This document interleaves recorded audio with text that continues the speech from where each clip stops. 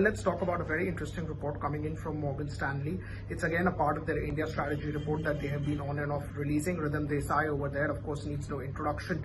As a strategist here in India, has written this particular report. What they are calling it is that the India playbook, or what essentially one should look at in the markets at this point of time. So Indian markets have been hitting all-time high. Indian markets have been going up continuously, especially the mid and the small cap side of the market. That's essentially what they are telling. And when we just look at one-year returns, it's been quite phenomenal. So what they are saying is that markets are at a high.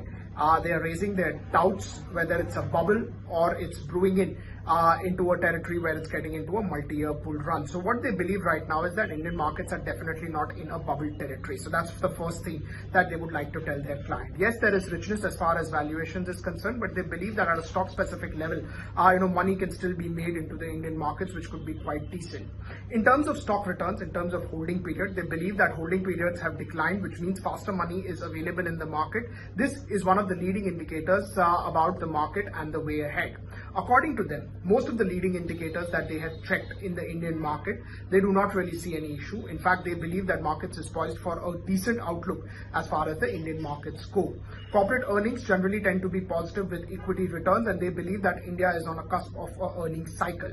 Cross-asset semi-indicators are neutral for equity. In fact, they have run some screen as far as emerging markets as a whole is concerned. So when you talk about FII investors, they always look at emerging markets as a whole. So in emerging markets, they believe that India is better placed among EMs. India can be one of the best bets versus some of the other markets as well. So what they are saying is that this is a stock pickers market. It will give you ample of alpha opportunity going ahead.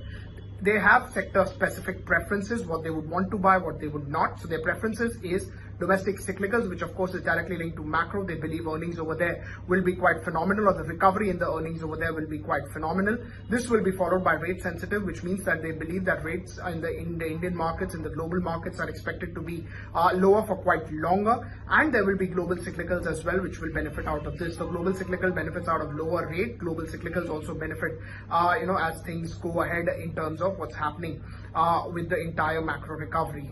Apart from that, they also like defensives like exporters because they have a certainty as far as their earnings is concerned, and they now favor large caps versus small cap. Remember, they were one of the first few ones to say that small cap and mid cap would actually tend to do better, but now they are saying that large caps and within that stock specific market is something to focus on. So continue to be bullish. Time and again, they are getting queries as to what's happening with the markets. Are we in the bubble territory? What's happening? But at this point of time, they do not really feel that Indian markets are anywhere closer to any, largely any bubble territory at this point of time. This is the latest note coming in from Ridham Desai.